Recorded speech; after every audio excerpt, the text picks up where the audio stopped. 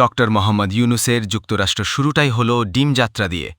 জেএফকে বিমানবন্দরে নেমে গোপন পথে রাষ্ট্রীয় প্রোটোকলে বেরিয়ে গেলেও তার সফরসঙ্গীরা হন নাস্তানাবল। প্রায় ১.৫ ঘণ্টা বিমানবন্দরের ভেতরে লুকিয়ে থেকে ইউনূসের সফরসঙ্গীরা বের হতেই তাদের ঘিরে ধরেন বিক্ষুব্ধ আওয়ামী লীগের নেতাকর্মী।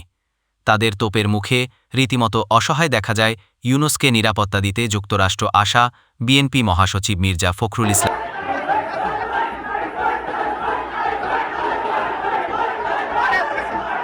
তবে আওয়ামী লীগ নেতাকর্মীদের ক্ষোভের কেন্দ্রে ছিলেন এনসিপির ২ নেতা আক্তার হোসেন এবং তাসমিন জারা।